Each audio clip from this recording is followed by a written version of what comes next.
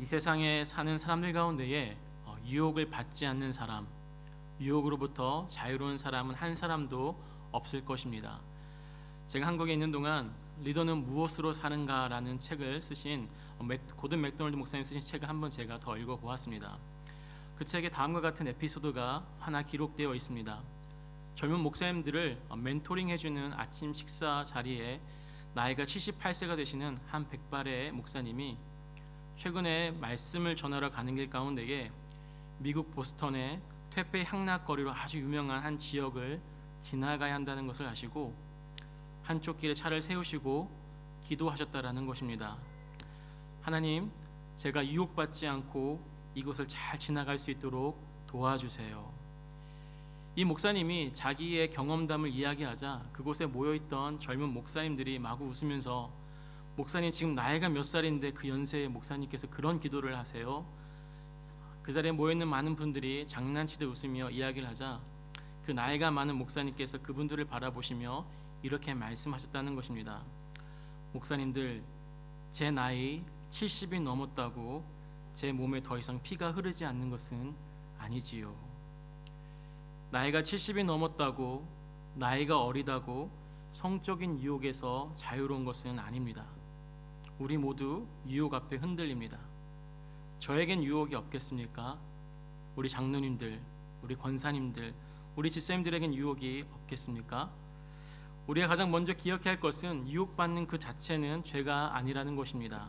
다만 유혹 앞에서 굴복하고 유혹 앞에서 타협하는 것, 그것은 분명히 죄입니다. 마틴 루터는 다음과 같이 말씀하기도 하셨습니다. 새가 우리 머리 위로 날아가는 것을 막을 수는 없지만 머리 위에 둥지를 트는 것은 막을 수 있다. 악한 생각은 마치 머리 위로 날아가는 새와 같아서 우리 머릿속을 스쳐가는 것은 막을 수 없지만 머릿속에 둥지를 못 틀게는 막을 수는 있다.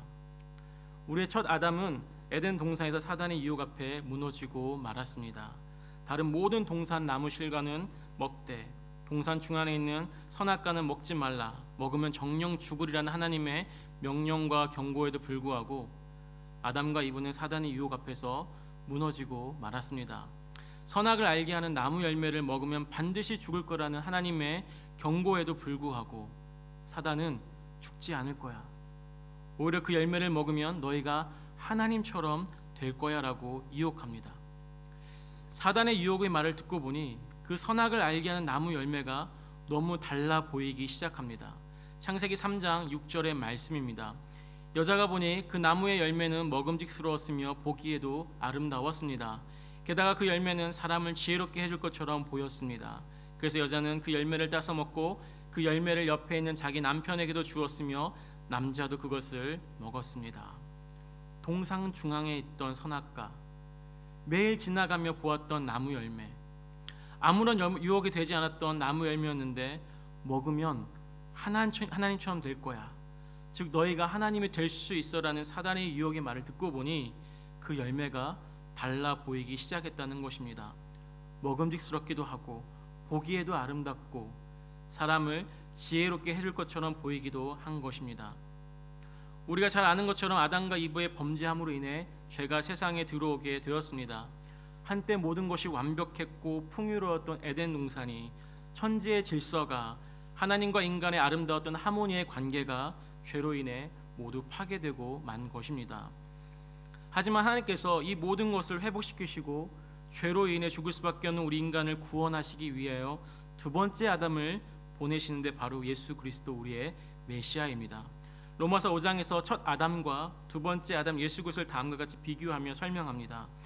한 사람의 죄로 말미암아 사망이 왕노릇하였다면 하나님의 넘치는 은혜와 의롭다고 여기시는 선물을 받는 사람들은 한 분 예수 그리스도를 통해 참 생명 안에서 더더욱 왕노릇하게 될 것입니다.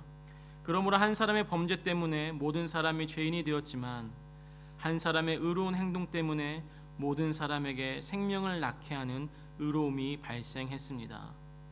첫 아담의 죄로 인해 유혹 앞에서 무너져버린 죄 때문에 사망이 세상에 들어오고 사망이 왕노릇했지만 두 번째 아담 예수 그리스도의 의로운 행동 때문에 그분의 순종으로 모든 사람에게 생명을 낳게 하는 의로움이 발생하였다라고 말씀합니다.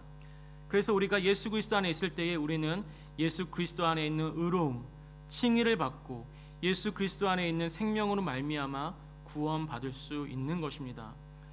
오늘 본문에는 첫 아담이 사단을 유혹하듯이 예수님 또한 사단이 유혹하는 장면을 기록되어 있습니다. 오늘 본문 2절과 3절의 말씀입니다.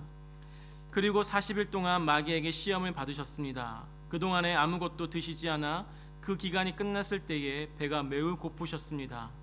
마귀는 예수님에게 말했습니다. 만약 당신이 하나님의 아들이거든 이 돌을 빵으로 만들어 보시오. 사단의 첫 번째 유혹은 육체의 유혹이었습니다. 자기 만족을 위하여 하나님의 능력을 사용하라는 것입니다. 예수님은 지금 광야에서 40일간을 금식하셨습니다. 금식 안 해본 사람은 이게 어떤 고통인지 알 수가 없습니다. 이건 우리의 상상을 뛰어넘는 고통입니다. 꽤 오래전에 하나님 앞에 어떤 문제를 놓고 매달려야 했던 적이 있습니다. 무엇 때문인지 자세히 기억은 나지 않지만 어쨌든 기도원에 예약을 하고 3일 금식 기도하며 하나님 앞에 매달리며 기도하기 위해 기도원에 들어간 적이 있습니다. 딱 두 길을 건너뛰니까 그때부터는 기도고 뭐고 아무것도 할 수 없는 상황이 되었습니다. 몸이 깔아지고 하루 24시간 금식하자 그때부터는 정말 손이 떨려서 아무것도 할 수 없는 상황이 되었습니다. 배가 고파 잠도 오지 않았습니다. 그리고 만 이틀 48시간을 못 채운 채 기도원에서 도망치듯 나왔던 적이 있습니다. 이틀도 참기 힘든데 40일간 아무것도 먹지 않고 기도했다. 이건 정말 놀라운 일입니다. 기도는 중노동입니다. 우리가 1시간 기도하는 것도 쉽지 않습니다. 여러분들 아실 겁니다. 그런데 예수님은 40일간을 아무것도 드시지 않고 기도하셨습니다.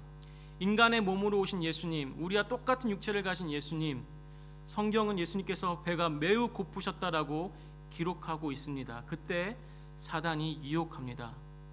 이 돌들을 명하여 빵이 되게 하라. 배고프니 빨리 먹으라는 것입니다. 그런데 이것이 유혹입니다. 아니 배고픈 사람에게 뭐 좀 먹으라고 하는 것이 당연한 것이 어떻게 그게 유혹입니까? 라고 질문할 수 있겠지만 이건 그냥 먹고 안 먹고의 문제가 아닙니다.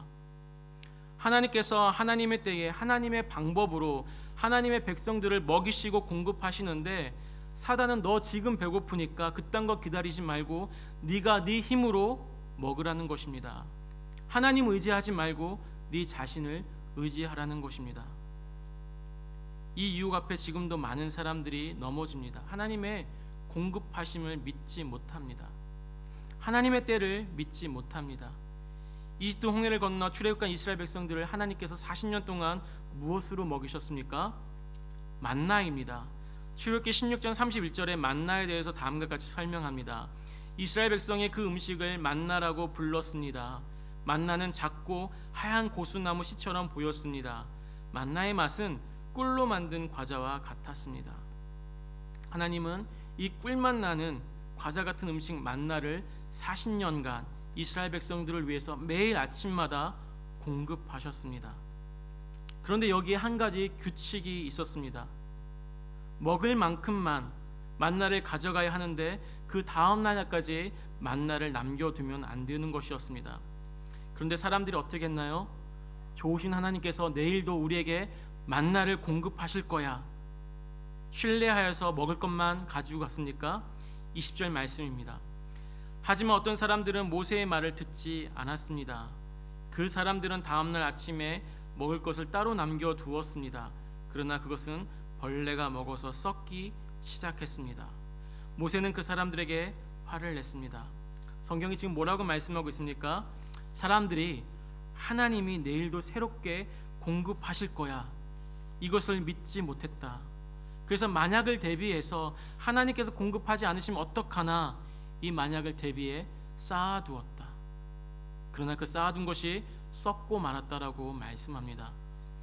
이 유혹이 출애굽기 시절에만 있을까요? 이 시대도 여전히 존재합니다. 시험 기간이 되면 교회가 시험에 걸린다는 말이 있습니다. 시험 기간이 되면 청년부, 시니어, 예배 드리는 인원이 확 줄어듭니다. 왜요? 시험 공부해야 되니까. 하나님께서 지혜를 주실 거야 믿지 못하니까. 주일 예배, 하나님께 예배 드리는 것마저 생략하고 도서관 가서 공부합니다. 하나님의 공급하심을 믿지 못하니까 계속 쌓아두고 또 쌓아둡니다.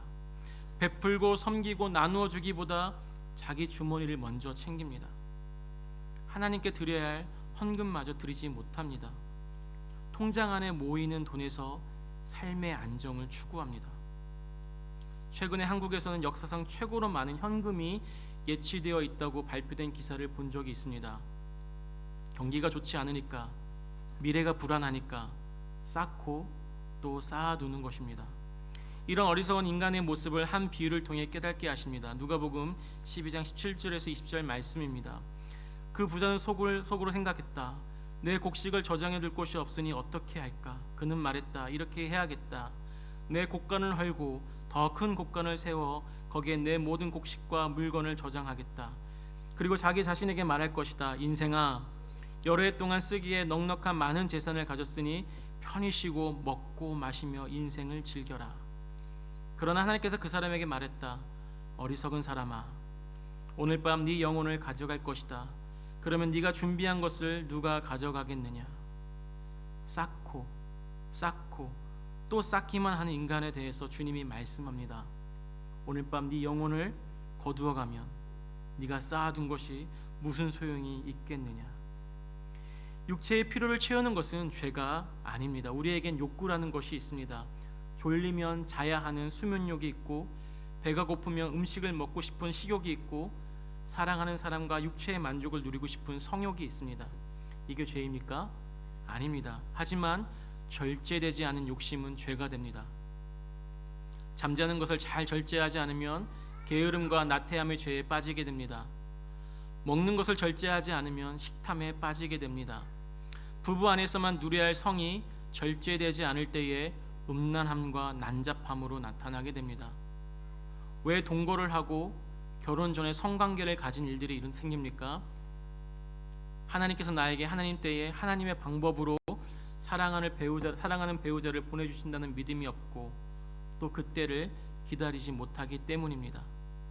마치 사단이 예수님에게 이 돌을 명하여 빵이 되게 해서 지금 먹어라고 유혹하는 것처럼 자꾸만 우리에게 선을 넘어가게 합니다. 하나님의 방법 기다릴 필요 없어. 너가 할 수 있잖아. 하나님을 의지하고 하나님을 신뢰하는 것을 방해합니다. 이 유혹 앞에서 예수님께서 어떻게 반응하십니까? 4절의 말씀입니다. 예수님께서 대답하십니다. 성경에 사람이 빵으로만 살 것이 아니다라고 쓰여 있다.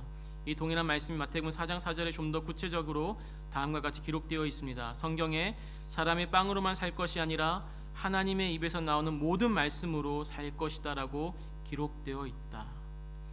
사단의 유혹 앞에서 예수님은 하나님이 주신 말씀으로 대적합니다.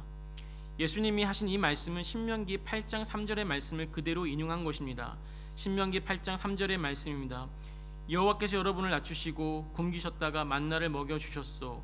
만나는 여러분이나 여러분의 조상이 한 번도 본 적이 없는 것이요, 여호와께서 그렇게 하신 까닭은 사람이 먹는 것으로만 사는 것이 아니라 여호와께서 말씀하시는 모든 말씀으로 살아야 한다는 것을 여러분에게 가르쳐 주시기 위함이요.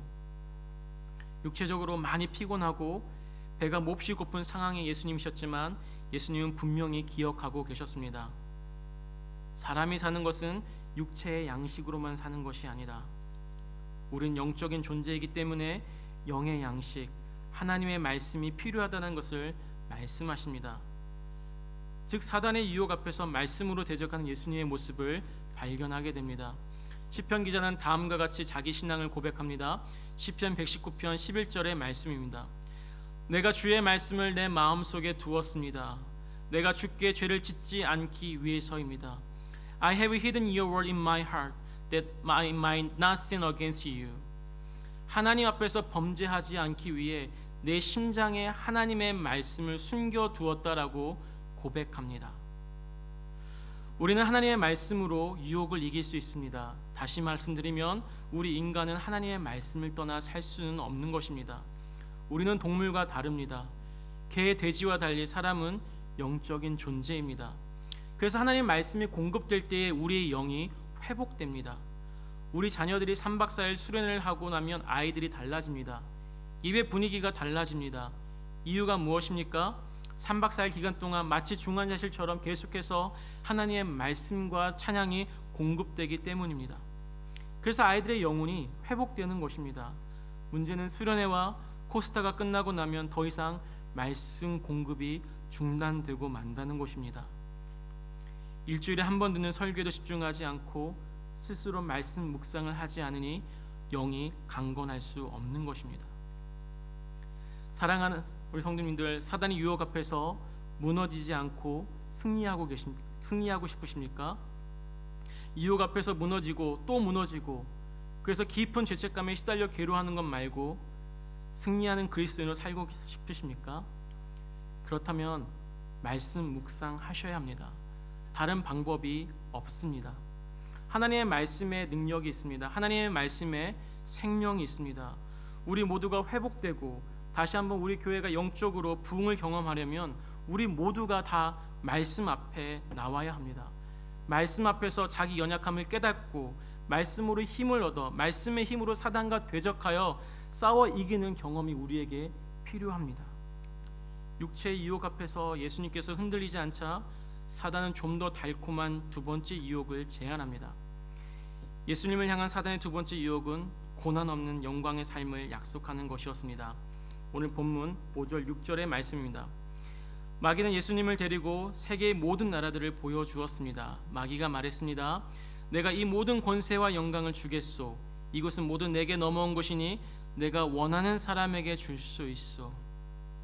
광야에서 금식한 예수님 옆에 나타난 사단은 아주 달콤한 제안을 하나 합니다. 예수님에게 세상에 가장 화려하고 웅장하고 영광스러운 것들을 누구나 탐내하는 권세를 보여준 후 내가 이것을 너에게 주겠다고 유혹합니다. 사단이 예수님에게 보여준 세상적 영광과 권세가 무엇이겠습니까? 화려하고 호화로운 만국의 부귀영화입니다. 사람들의 인기, 명예, 천문학적 액수의 돈, 그리고 사람들 내 마음대로 조정할 수 있는 파워, 권세입니다. 한국의 아이돌 준비하는 연습생이 수만 명이 넘는다는 이야기를 들었습니다. 왜 그렇게 수많은 젊은 학생들이 아이돌이 되고 싶어 하는 걸까요? 인기 얻고 싶어서, 많은 돈 벌고 싶어서입니다. 왜 성형수술을 하고 다이어트를 할까요? 더 관심받고 더 사랑받고 싶기 때문입니다. 왜 많은 사람들이 정치인이 되고 금배지를 달고 싶어 합니까? 정치를 통해 자기 사람을 얻고 사람들을 자기 마음대로 움직이는 권력의 맛을 잊지 못하기 때문입니다. 우리가 다 나쁜 것처럼 이야기하지만 사실은 우리 내면 깊은 곳, 심연 가운데에 우리 모두가 원하는 것들입니다. 돈도 있으면 좋겠고, 명예도 있으면 좋겠고, 사람들에게 인정도 받고, 권력도 있으면 좋겠고, 대부분 사람들이 모두 원하는 것들입니다. 너무너무 원하는 것들입니다. 이것을 아는 사단은 우리를 늘 유혹합니다. 우리가 너무너무 좋아하는 것들이기에 하나님 대신, 예배 대신 이것들을 더 사랑하도록 우리를 부추깁니다. 그리고 고난 없이, 대가 없이 이러한 것들을 우리에게 주겠다고 약속합니다. 7절 말씀입니다. 내게 엎드려 절하면 이 모든 것이 당신의 것이 될 것이요. 사단은 자기에게 엎드려 절하기만 하면 다른 어떤 조건 없이, 대가 없이 이 세상의 모든 권세와 영광을 내게 주리라 약속합니다. 사단이 내 앞에 한 번만 엎드려 절하면 세상의 모든 영광과 권세를 너에게 주리라 약속하신 것처럼 하나님도 우리에게 부활의 소망과 하늘의 영광을 약속하셨습니다. 하지만 하나님의 약속하신 영광은 사단의 유혹과 달리 십자가의 고난을 전제합니다. 나를 쳐서 복종하는 자기 부인과 자기 십자가를 짊어지고 주를 따르는 순종의 길과 세상의 많은 유혹과 쉬운 방법들과 넓은 길을 제껴두고 오직 주님만 바라보며 믿음으로 나아가야 하는 좁은 십자가의 길을 전제합니다. 걸어보면 걸어볼수록 참 어렵고 힘든 길이지만 이러한 삶을 살아내는 믿음의 성도들에게 주님께서 다음과 같이 약속하셨습니다. 로마서 8장 18절의 말씀입니다. 생각건대 현재의 고난은 장차 우리에게 나타날 영광과 좋게 비교할 수 없도다. 이 세상 가운데 타협하지 않고 믿음을 지키며 살아간다는 것 참으로 어렵습니다. 힘이 듭니다. 세상의 방법과 하나님의 방법 가운데에 무엇을 선택해야 하는지 머리로는 알지만 그것을 선택하지 못하고 주저할 때도 있습니다. 하지만 우리가 생각지도 못할 지금의 고난과는 비교할 수 없는 하나님의 영광이 우리에게 주어질 것이다 라고 말씀합니다. 이 말씀을 우리는 믿음으로 붙들어야 할 줄 믿습니다. 그리고 그날의 영광을 바라봐야 합니다. 사단은 우리에게 끊임없이 고난 없는 영광의 삶을 주겠다고 유혹할 것입니다. 쉬운 방법, 쉬운 길로 우리를 유혹할 것입니다. 그때 그것이 사단의 유혹인지 알아야 합니다. 사단은 고난 없는 영광으로 예수님을 유혹하셨습니다. 십자가의 고난 없이, 십자가의 고통 없이 너에게 세상 만국을 주리라. 이것은 사단이 전형적으로 쓰는 수법입니다. 워렌 워러스비 목사님이 다음과 같이 말씀하셨습니다. God's pattern is not to start with suffering and end with glory, while Satan's pattern is to start with glory and end with suffering. Satan wants us to sacrifice the eternal for the temporary and take the easy way. 하나님은 우리에게 고난을 허락하지만 결국 우리에게 영광을 주신다. 반면 사단은 영광으로 시작하지만 결국 파멸로 끝맺게 한다. 우리로 하여금 사단은 영원하지 않은 것을 위해 영원한 것을 희생하도록 한다. 너무나 정확하게 잘 지적하여 말씀하였습니다. 그리고 이 말씀을 기억해야 합니다. 사단은 우리에게 영원한 생명을 가져다 주지 못합니다. 그렇기에 영원하지 않은 것을 얻기 위해 영원한 것을 포기하는 것은 어리석음입니다.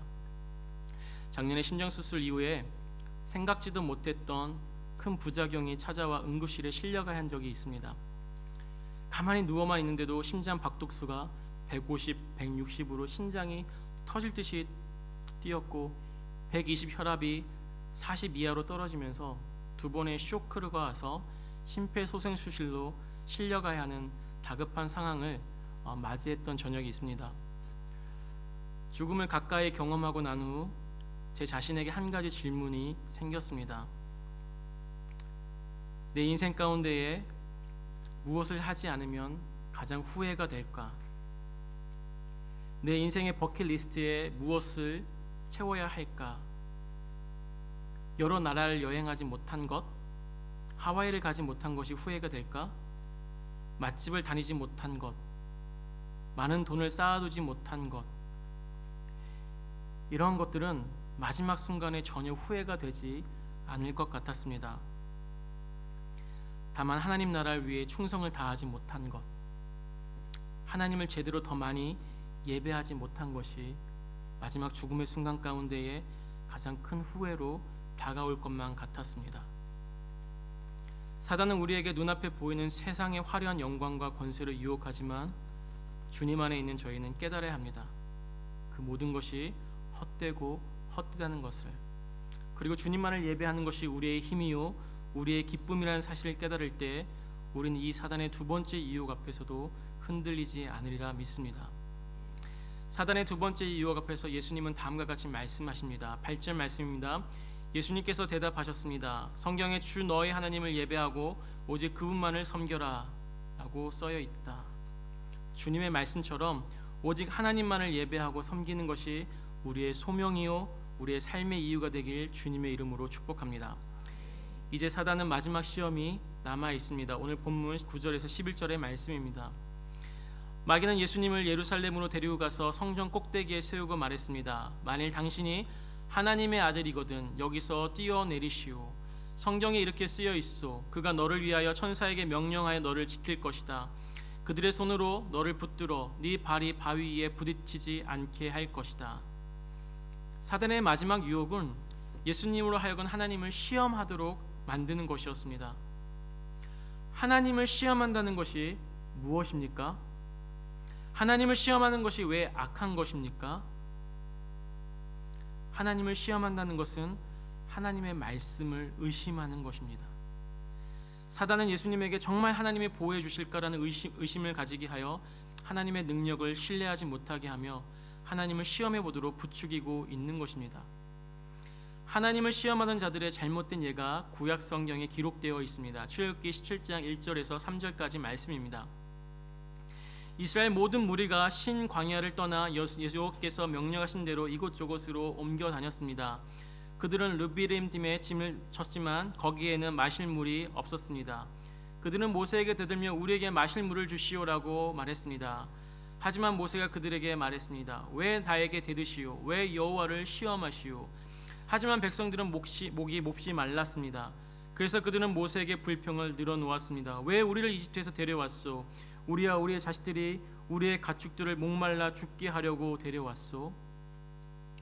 이스라엘 백성들이 홍해를 건너 이집트로 나온 지 얼마 되지 않았을 때에 무리바라는 곳에 물이 없어 몹시 고통을 당하는 사건이 기록되어 있습니다. 태양은 강렬하게 내리쬐는데 물 한 방울 찾을 수 없는 사막에서 사랑하는 아내와 자식들이 푹푹 고꾸라 쓰러집니다. 그때 이스라엘 백성들이 모세를 원망했다라고 되어 있습니다. 어디 죽을 곳이 없어서 우리를 이 자리로 끌고 와서 나를 죽게 하느냐? 왜 우리를 이집트에 그냥 두지 않고 여기까지 끌고 왔느냐? 이렇게 모세를 원망했습니다. 우리가 겉으로 보기에는 이스라엘 백성들이 물이 없어 원망하는 것으로 끝나는 것 같은데 하나님은 그들 마음 깊은 곳에 숨겨진 의도, 마음을 들추어 이렇게 말씀하십니다. 출애굽기 17장 7절 말씀입니다. 이스라엘 백성이 여호와께서 우리와 함께 계신가 계시지 않는가 하고 여호와를 시험했으므로, 그들이 여호와를 시험했다. 우리와 함께 하는지 하지 않는지 시험했다라고 말씀합니다. 겉으로 보기에는 왜 우리를 이와 같은 무더운 사막으로 끌고 와서 우리를 다 죽이려고 하느냐 하는 원망으로 끝나는 것 같았는데 마음을 꿰뚫어 보시는 하나님이 보실 때에 이스라엘 백성들 마음 밑바닥에는 하나님을 시험하고자 하는 저희가 있었다라는 것입니다. 하나님이 우리를 데리고 나올 때는 젖과 꿀이 흐르는 가나안 땅으로 인도하신다고 하셨는데, 그런데 그 하나님이 지금은 어디 계시느냐? 과연 그가 우리를 가나안 땅으로 인도할 수 있는지 한번 보자. 물이 한 방울도 없는 여기에 수백만 사람들이 살아날 수 있도록 물을 주는지 안 주는지 한번 보자. 이게 하나님을 시험하는 것입니다. 하나님의 약속의 말씀을 믿지 못하는 것, 그래서 의심하는 것, 그래서 계속 불평하는 것, 의심하니까 자꾸 뭔가를 보여달라, 이거 해주면 제가 저거 하겠습니다, 하나님 앞에 자꾸만 서원하는 것, 이 모든 것은 하나님을 시험하는 것이라는 것입니다. 너가 정말 하나님의 아들이라면 뛰어내려봐. 하나님이 천사를 보내 너를 구해낼 것 아니야. 한번 보여줘봐. 사단은 예수님으로 하여금 하나님을 시험하게 합니다. 하나님의 말씀을 의심하게 합니다. 하지만 하나님은 그분이 하신 말씀, 우리를 사랑하시고 우리를 지키시고 우리를 보호하신다는 이 약속에 변함이 없는 분임을 우리는 흔들림 없이 믿어야 합니다. 하나님께서 이사야 선지자를 통해 다음과 같이 말씀하셨습니다. 내 입에서 나오는 말도 그러하다. 내 말은 헛되이 내게로 돌아오지 않는다. 내 뜻을 이룬 뒤에야, 내가 하나를 보낸 일을 다 한 뒤에야 내게로 돌아온다. 하나님께서 무엇을 말씀하십니까? 내가 너희에게 약속된 모든 말들은 헛되지 않다. 하나님께서 하신 말씀은 그분께서 반드시 이루신다라고 말씀합니다. 따라서 우리는 기적이 없어도 표적이 없어도 하나님 말씀으로 충분합니다. 하나님의 말씀을 의심하게 하는 유혹, 고난 없는 영광의 삶의 유혹, 육체의 유혹, 이 모든 사단의 유혹 앞에서 난 하나님 말씀 하나로 충분합니다. 난 하나님만 예배하겠습니다. 다짐하고 고백하고 믿음의 싸움을 이루어가시는 우리 모든 성도님 되시길 주님의 이름으로 축복합니다. 우리 말씀을 생각하면서 기도하도록 하겠습니다.